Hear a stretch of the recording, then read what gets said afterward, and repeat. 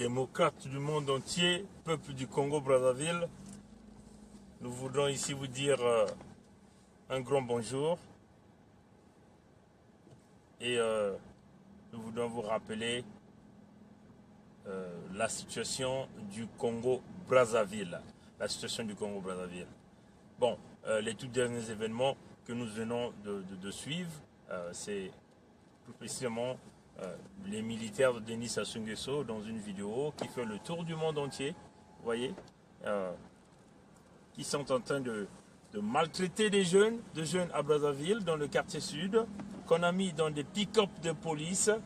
On voit des policiers, soi-disant des policiers, avec des bandeaux rouges dans leurs bras, et ils sont en train de dire, carrément déclarer, que Tokobo Mabino, ça veut seulement dire que nous allons vous assassiner. C'est ce qu'ils disent à ces jeunes. Et nous avions vu tous ces jeunes minautés, allongés dans ces pick-up, vous voyez, avec des grands signes de torture, de grandes tortures, vous voyez, chers compatriotes. Et démocrates du monde entier, peuple du monde entier, peuple d'Afrique. C'est d'ailleurs pour cette raison que nous nous sommes levés. L'impunité des crimes impunis qui se passent au Congo, où vous aviez un homme qui se croit au-dessus de toute la loi, qui utilise des jeunes pour faire le mal. L'impunité au Congo-Brazzaville.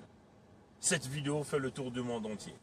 Et en dehors de ça, nous avons aussi appris que les jeunes du quartier nord de Brazzaville ont été armés pour pouvoir sauvegarder coûte que coûte le pouvoir de Sassou Nguesso. Vous voyez, les démocrates du monde entier, nous avions lancé des alertes plusieurs fois sur la situation du Congo-Brazzaville. Nous avions dit que Denis Sassou Nguesso est en train de préparer un génocide. Bon, apparemment, on ne nous a pas trop écoutés. Hein, on ne nous a pas trop écoutés. Nous avions dit que Denis Sassou Nguesso est en train de préparer des assassinats en masse. On ne nous a pas écoutés. Et là, nous sommes dans une phase d'épuration ethnique. L'ethnie Congo est, on peut dire, est dans une phase d'être éliminé au Congo-Brazzaville. Parce que vous avez tout un département qui a été envahi, bombardé avec des armes lourdes, des hélicoptères de combat, des chars de guerre, des BEM 21, des armes chimiques. Et personne ne dit rien. Vous voyez? Nous avions annoncé que la situation du Congo-Brazzaville méritait une attention internationale. La situation du Congo-Brazzaville méritait l'assistance générale. Mais apparemment, personne n'en a voulu nous écouter. Aujourd'hui, nous sommes dans une situation de chaos total. Et là, aujourd'hui, on nous apprend que les jeunes de Brazzaville ont été armés pour coûte que coûte essayer de maintenir Denis Sassou Nguesso au pouvoir. Nous voyons bien que cet homme est prêt à faire la guerre. Cet homme s'est préparé à briser le pays, à détruire tout le monde. Mais non, il nous reste une seule chose, c'est d'éliminer Sassou Nguesso. C'est parce que sans qu'on élimine Sassou Nguesso, le pays ne trouvera jamais cette paix que nous sommes en train de rechercher. Vous voyez, chers compatriotes, démocrates africains, peuple du monde entier. Personnellement, je maintiens ce cap d'éliminer Sassou Nguesso parce que tous les leaders du monde entier, ceux qui ont utilisé les armes de guerre contre leur population, contre les populations civiles non armées, ne méritent plus de vivre. Et ça ne vient pas de moi, ça vient de tous ces grands leaders que nous connaissons tous. Vous voyez? Kadhafi, autrefois, l'a fait, nous savons ce qui est arrivé à Kadhafi. Saddam Hussein l'a fait, nous savons ce qui est arrivé à Saddam Hussein. Tchétchekou l'a fait, nous savons ce qui est arrivé à ce monsieur. Et Bachar al-Assad, carrément, il a un peu la chance parce que les Russes sont rentrés pour essayer de le sauver. Vous voyez? Mais Sassou Nguesso est un assassin, il a tellement trop tué. Nous ne comprenons pas comment la France est en train de protéger un homme qui commet des crimes, un homme qui est en train de tuer le peuple, alors que le pétrole congolais, selon les intérêts français, ne sont même pas menacés. Les intérêts français ne sont pas menacés au Congo. il n'y a pas que Sassou qui peut garantir les intérêts de tous ses partenaires économiques au Congo. Il y a plein de Congolais qui peuvent le faire. Vous voyez, chers compatriotes. Nous savons que l'Afrique demeure un terrain où les grandes nations viennent jouer, viennent blaguer, peuvent faire tout ce qu'ils veulent, mais entre-temps, le peuple congolais, les jeunes Congolais d'une manière générale, n'ont en aucunement menacé les intérêts d'une quelconque entreprise au Congo. Maintenant, tous nous nous posons la question de savoir quel est l'intérêt de la France qu'un autre Congolais ne peut pas garantir au Congo. Non. Il faut que nous revenions, essayons de revenir à la conscience nationale et à la conscience internationale. Les intérêts peuvent être toujours garantis sans pourtant qu'il y ait une goutte de sang qui puisse tomber. Voyez, chers compatriotes démocrates du monde, notre peuple africain, les intérêts peuvent toujours être garantis sans pourtant qu'on puisse massacrer des ethnies, sans pourtant qu'il puisse y avoir un génocide à grande échelle, comme celui qui est en train de se passer au Congo-Brazzaville. Sassou est venu dire qu'il n'y avait pas de crise, mais des grands journalistes ont démontré le contraire. La crise, elle est bien là. Et là, nous sommes en train de partir vers une guerre généralisée, une crise généralisée. Si et seulement si la communauté internationale ne puisse pas arrêter l'élan qui est en train de partir de Denis Sassou Nguesso. Une seule façon d'arrêter Sassou, d'arrêter. Ou vous envoyez Sassou à la Cour pénale internationale de justice parce que nous essayons de voir entre le président Gbagbo et Sassou Nguesso. Sassou Nguesso a tellement tué les experts en sécurité de nationalité française l'ont dit, plus de 400 000, mais nous estimons à 800 000 Congolais qui ont été massacrés. Vous voyez, chers compatriotes.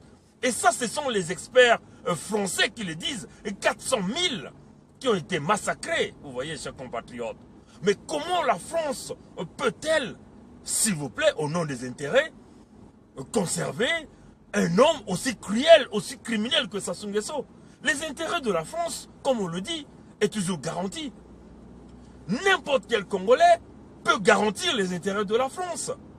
N'importe quel Congolais, qu'il soit le plus petit, le plus grand, il va toujours garantir les intérêts de la France par cette relation, de langue qui nous lie, deuxièmement, par cette coopération étroite qui nous lie entre le Congo et la France. Donc vous voyez, tout le monde a la capacité de garantir les intérêts de Total ou les intérêts de Eni.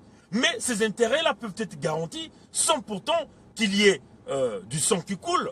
Et nous sommes pour garantir les intérêts dans le sens que le sang des Congolais ne coule pas. Le Poul fait partie du Congo, le peuple du Poul fait partie des Congolais. Nous avions ce devoir-là de se protéger les uns contre les uns sur les autres.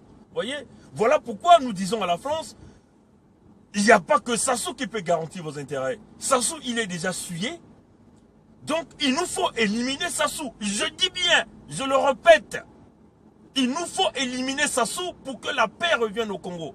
Ou encore, il faut que Sassou parte à la Cour pénale internationale de justice pour que la paix revienne au Congo. Mais là où nous sommes en train de partir, chers compatriotes, démocrates du monde entier, nous sommes en train de partir vers une situation de guerre généralisée au Congo. Le Congo va devenir un pays incontrôlable. Parce qu'aujourd'hui, ils se sont mis à distribuer des armes de guerre à leurs partisans qui vivent dans les quartiers nord de Brazzaville. Et ça, c'est connu de tous. Donc, nous devons faire vite pour sauver le Congo. Non pas seulement sauver le Congo, mais aussi sauver toute la sous-région. Et ça, c'est le premier point.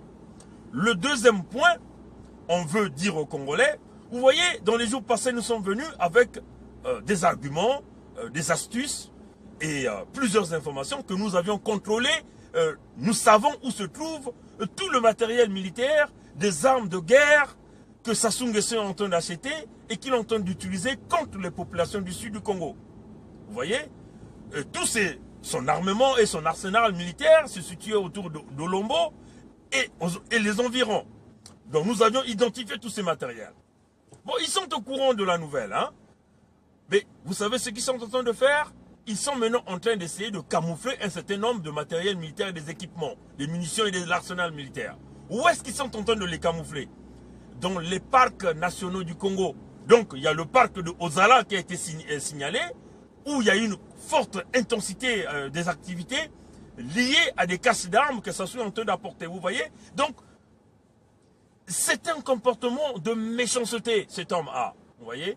Donc, on nous parle que le parc de Ozala au nord, Ozala au nord, vous voyez, c'est un grand parc national où vous avez plein d'animaux, où les gens partent souvent en excursion. Ben, Sassou a mis, si vous voyez, des interdictions à un certain nombre de publics d'accéder à ce parc, et parce qu'il est en train de cacher un certain nombre de matériel militaire dans ce parc-là.